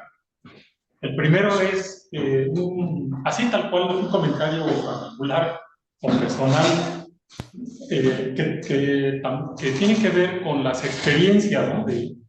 Finalmente, como dice el título de la plática, ¿no? Las experiencias durante la pandemia. Esto es una experiencia particular y me refiero particular de mis hijos porque les tocó entrar a la universidad justo cuando estábamos en periodo de pandemia y ambos, tengo un hijo varón y una hija, y ambos me dijeron, se llevan por un año, ¿no? Me dijeron, ¿entramos o no entramos? Porque no nos gustaría entrar así. Yo lo único que les dije fue, mira, ahorita es así porque no hay de otra. Y tenían compañeros que dijeron, no queremos, no vamos a entrar, mejor nos vamos a trabajar, ¿no? Decía, también por ahí se comentó algo al respecto. Muy válido. Yo les dije, no, mi opinión, porque también ellos ya deciden o decidieron. Mi opinión era, pues tú métete, ya después veremos, a lo mejor regresamos, ahorita ya obviamente la segunda mitad de la carrera ya la llevan presencial, ¿no? Pues yo lo que les dije fue que pues ya posteriormente, a lo mejor en un posgrado, va a ser completamente presencial y ahí ya agarrarás toda la experiencia en la interacción directa con compañeros y con el profesor o profesora y las prácticas, porque uno de ellos es veterinaria, entonces es una carrera muy práctica, ¿no? La veterinaria, ¿no? Bueno, ya eso era el comentario, ¿no? Finalmente se inscribieron, están más o menos a gusto y ahí la llevan. Esa es una experiencia, ¿no? También yo veía, nada más para terminar este comentario, que particularmente los dos están en la UNAM y mi hijo, que me quedaba más cerca, mi hija se encerraba en su cuarto, ¿no? Pero mi hijo estaba a un ladito y estaba haciendo examen y tenía que estar ahí él presente, etc. Y al final, una vez de un examen, le pregunté, oye, ¿cómo es? ¿Qué te dijeron? Que tenían que tener la cámara abierta a él viendo el examen. Dice, si no la tenemos, nos sacan. Y aquí en la UAM no, aquí en la UAM se nos dijo, sinceramente desconozco si era un reglamento, no sé, se nos dijo, no podemos obligar a que prendan la cámara. Pero allá sí, y si era examen, más tenían que estar en el examen haciendo el examen, escribiéndole. Nada de que, oye, pásame la 3, ¿no? Y eso no es suficiente. No, y eso no es suficiente, ya sabemos. Bueno, son algunas experiencias en eso, ¿no? Paso ya de las experiencias a 2 preguntas que ahorita anoté. bueno, de los comentarios que hicieron, y uno de ellos a partir de lo que comentó también la doctora Leticia, en la propuesta actual del modelo educativo, y no me refiero al nivel superior, porque finalmente recibimos estudiantes de nivel medio que van a entrar al nivel superior, pero ellos a su vez se formaron primero a nivel básico. Entonces la propuesta, por ejemplo, ahorita está ya casi no se oye mucho, pero el gran problema de los libros gratuitos, que es bueno, que si se aceptan o no se aceptan, que si tienen fallas o no, etcétera. O sea, realmente el modelo educativo que está planteándose actualmente contempla las bases para que futuramente, cuando lleguen a nivel superior, tengan lo que requerimos de que los estudiantes consideren, bueno, estén ya formados a nivel básico y medio, para finalmente a nivel superior formar con el currículum de una institución superior. Esa es una pregunta. Y la otra es, ¿qué hacemos o qué se hace, o qué propuestas, sugerencias, etcétera, hay qué hacemos con aquellos alumnos y alumnas que no muestran el interés? Porque los hay en todos, ¿no? Yo me he enfrentado, debo de decirlo, como también autocrítica, ¿no? Que me llegan a vencer, ¿no? Y digo, bueno, si a ti no, o sea, yo así lo pienso, ¿no? Si a él no le interesa, pues también tampoco a mí, ¿no? Si a él no le interesa estudiar, poner atención, etcétera, bueno, mejor yo pongo atención en los que sí están atentos, haciendo anotaciones, preguntan, contestan, etcétera. Pero aquellos que definitivamente no tienen ese interés y que, bueno, por alguna razón están ahí, ¿qué estrategias, qué acciones, cómo le hacemos para que quizá la materia no es la suya? Yo soy biólogo, doy zoología, y a lo mejor la zoología no les interesa, pero les interesa la botánica o les interesa la ecología, no sé. Pero ¿cómo los jalamos? Esas son mis preguntas. Si es que hay respuestas. La clase es interesante. Sí, también. Es una utopía. A lo mejor nadie tiene interés en la clase. Puede ser también. Sí. Ya lo estamos disparando. Sí, gracias. Bueno, sí, gracias, doctor Miguel Ángel. Sí, tenemos un comentario aquí en el chat de la doctora Zoila Román. Dice, sobre lo que están comentando, me parece que no debemos confundir la enseñanza remota a raíz de la pandemia con la educación a distancia como opción pedagógica, pensada y estructurada, así como la educación en línea, que sería un subtipo de educación a distancia. ¿Sí? ¿Qué opinan? No, estamos conscientes, claro. Hay una asíncrona, hay mixtura. O sea, no, me parece que no hemos dejado de considerar esa posición.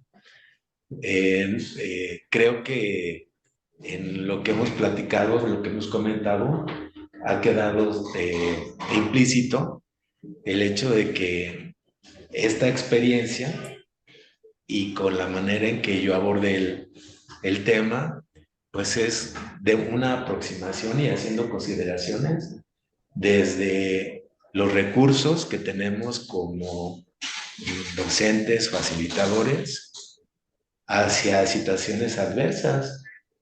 Y realmente creo que habría que resaltar algunas características en este momento en cuanto a la flexibilidad, que sería un recurso precisamente para el autodiseño de un currículum más personal, ¿no? Entonces, esa característica que desde hace tiempo se ha elaborado y que sería, pues, que el currículum fuera autocontenido, que las UEAs fueran autocontenidas. Y además también que al ser autocontenidas, y con la asesoría de un tutor, entrecomillado, se podría permitir que el alumno se acercara desde sus intereses y que ordenara también la manera del ordenamiento de las UEAs que tendrían que ser establecidas como formales para dar la posibilidad de percepciones inclusive distintas a las del currículum vigente. Entonces, yo creo que la flexibilidad es un recurso que no ha sido suficientemente abordado de manera formal y comprometida y evaluada,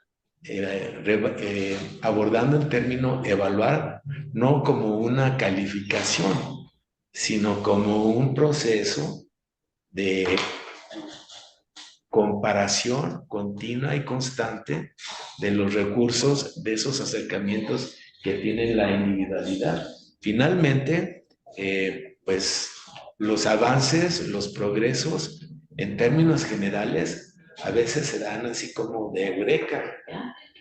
Muchas de las creaciones que son trascendentes se dan precisamente con base en el pensamiento distinto, en la estructuración distinta y en la manera en que los organismos se visualizan a sí mismos. Una cosa importante, desde mi punto de vista, en los procesos formativos e informativos, es la manera en que el individuo se visualiza como tal.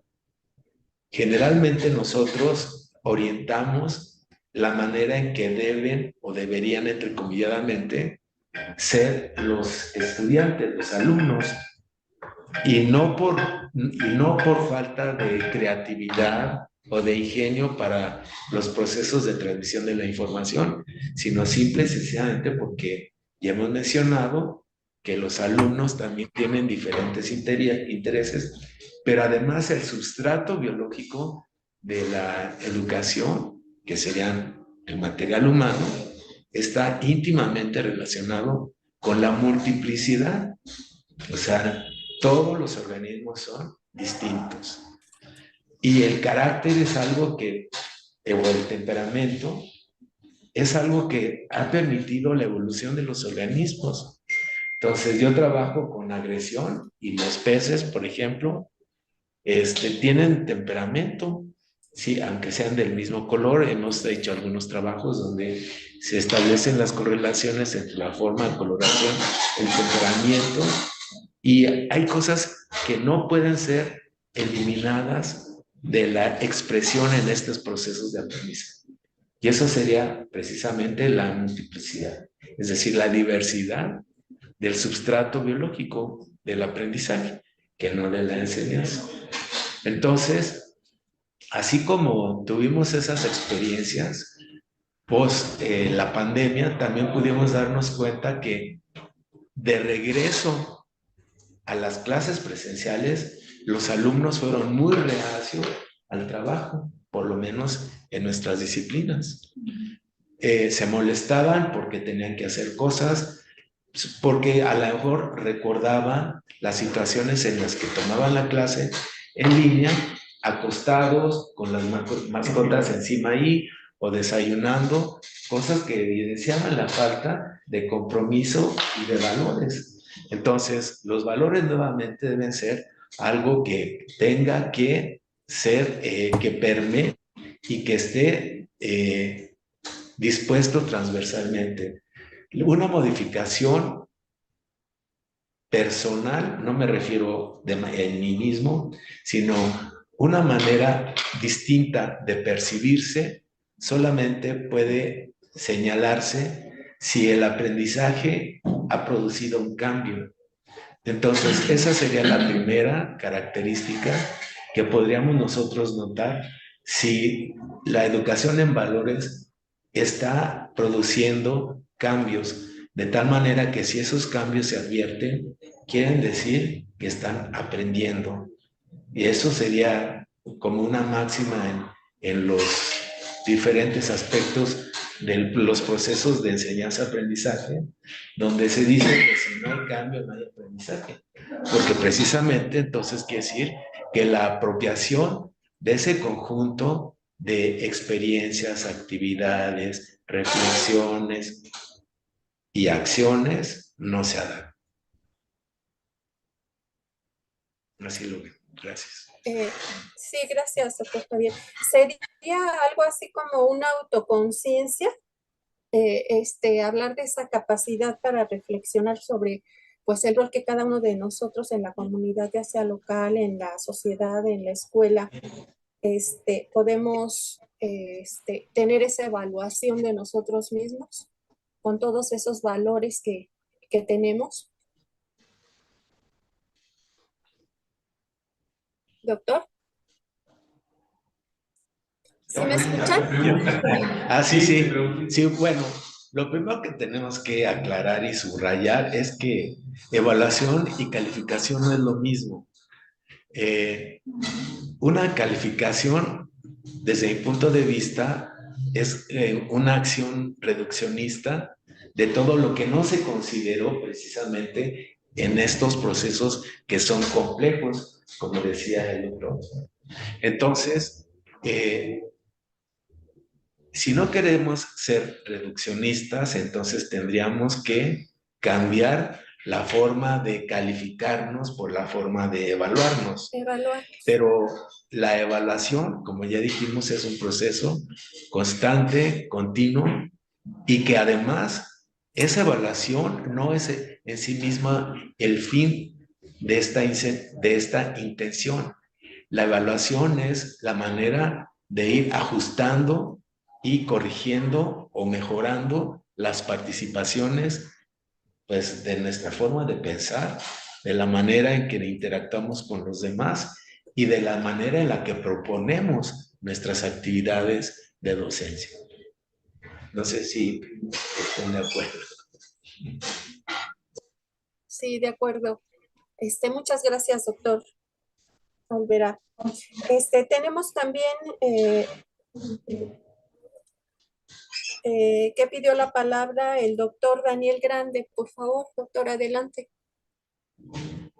Gracias, Gaby. Buenas tardes a todos. Buenas tardes. Mi comentario es sobre la importancia y la formalidad en la aprobación de las revisiones de la currícula de las diferentes carreras. No sé en las divisiones de nuestra unidad cómo está la situación, pero en nuestra división de CBS es no hay formalidad, no se da la relevancia que tiene. Pongo el ejemplo de nuestra carrera de producción animal. Nos pidieron hace más de 2 años, de manera que hiciéramos una adecuación, ni siquiera es una modificación, es una adecuación al plan de la carrera. Trabajamos a marchas forzadas, nos pusieron fechas límite, trabajamos a marchas forzadas, entregamos en tiempo y forma, y ya van 2 años y no hay absolutamente nada de resultado. Y el problema, según tengo entendido, no es por cuestiones académicas, es por cuestiones, diría yo, legales o no sé de qué tipo. Creo que quien revisa esto no son pedagogos, no son gente especializada, son abogados que creo que están más preocupados en los aspectos legales de este tipo que en los aspectos académicos que no conocen. Entonces yo no entiendo. En nuestra división, por lo menos, no sé, me gustaría escuchar comentarios de las otras divisiones, y es el mismo proceso tan tortuoso, tan complicado, tan tardado. Eso le resta mucha seriedad a este trabajo. Ya nada más como comentario final, nuestra carrera, esto que comento es la adecuación, que sería la segunda, hubo una primera, pero llama mucho la atención, para hacer la primera modificación del plan de estudios, nos tardamos más de 20 años, cuando nos han dicho que los planes y programas de estudios deben de revisarse cada 5 años. Imagínense, si se tiene que hacer eso cada 5 años, si nos vamos a tardar 2 años o más en que se apruebe una simple adecuación, estamos muy mal. Estamos mal en este campo, les digo, y me gustaría hacer comentarios en las otras divisiones, pero en CBS y yo no sé si sea todas las carreras, pero nosotros, yo hablo de mi experiencia personal, más de 2 años me parece muy mal todo este proceso tan tortuoso, tan complicado y tan tardado. Así, la verdad que no dan ganas de participar en lo absoluto en un proceso. Ese es mi comentario, gracias. Gracias, doctor Grandi. Es Gaby. Sí. Tengo una respuesta a esto, si están de acuerdo. Todos vivimos eso, no sé si ustedes, yo estoy en el comité de la licenciatura y pues queremos cambiar como 6 o 7 materias mínimo. ¿Sí? Nos costó trabajar y cambiar, agregarle un par de temas a una y quitarle un par de temas a otra. Y luego efectivamente la administración nos dice, no, tienes que cambiarle la clave, tienes que poner todos los criterios de inclusión y transgénero. Ya no sé qué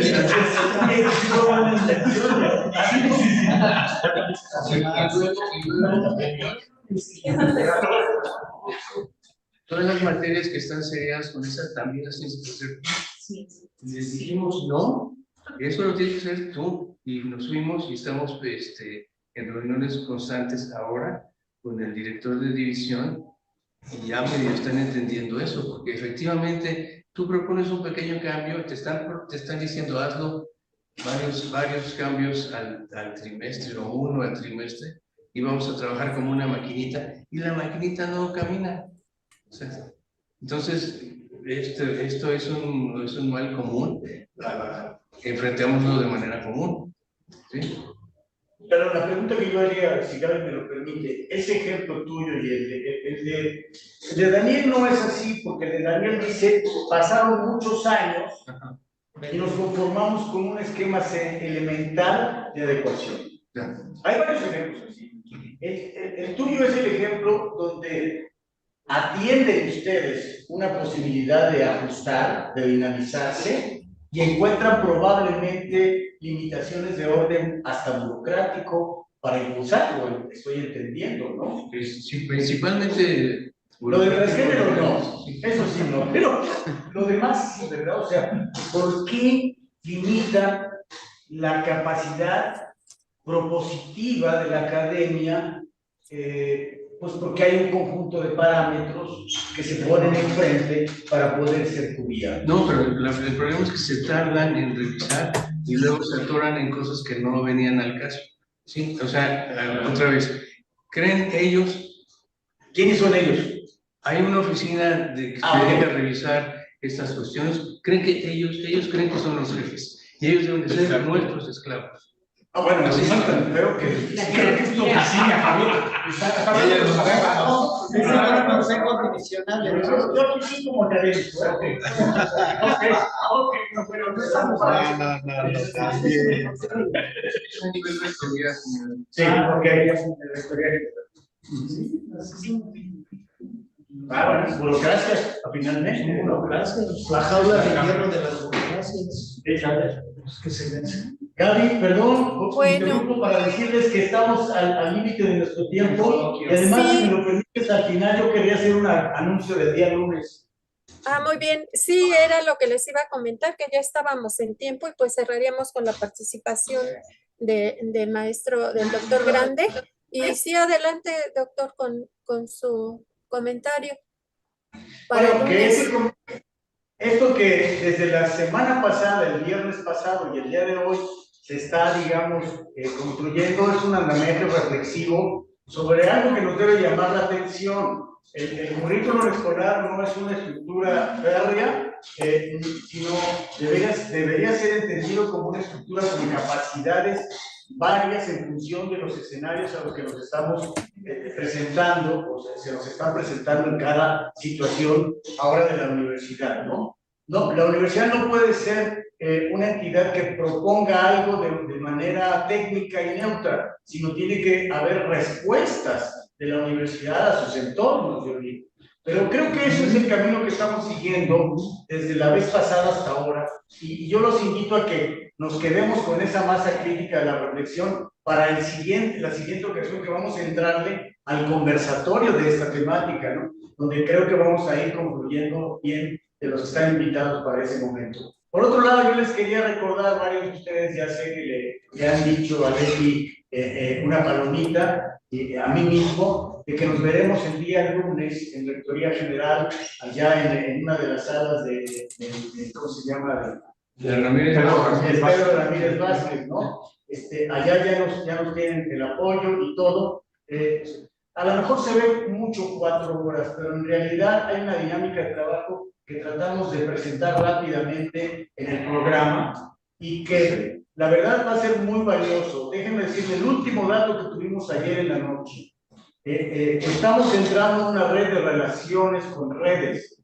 Ya está la red de educación, ¿cómo se llama? Economía Social y Solidaria, y estamos entrando a la relación con la red del agua, ¿no? Y ambas redes están considerando el trabajo de esta red como toral para ir construyendo los siguientes escenarios de ambas redes. Entonces, nos han invitado a hacer varias propuestas, además de conversatorio latinoamericano, talleres y prácticas en el entorno social, cultural, productivo, etc. Entonces, nada más se lo digo como último asunto, está habiendo una muy buena recepción a los planteamientos, digo, porque varios de esos colegas que hoy nos están buscando han pasado por nuestro seminario, ¿no? Y entonces está habiendo una retroalimentación ahora muy interesante. Por eso yo les digo, ayudémonos todos, el día lunes, ahí estemos ese tiempo, va a ser muy provechoso y nos va a dar el punto de apoyo, para el trabajo del segundo año de la red, que yo creo que aquí ya vamos en proceso de consolidación y por, ¿cómo diría los dibujistas animados de los Buzz Lightyear? Al infinito y más allá. Gracias, Gaby. A ustedes muchas gracias, agradecemos a la conferencia del doctor Orbera y a todos los participantes, muchas gracias. Gracias a todos, hasta luego. Hasta luego, doctor Grandi. Muchas gracias. Gracias. Hasta luego. Hasta luego a todos.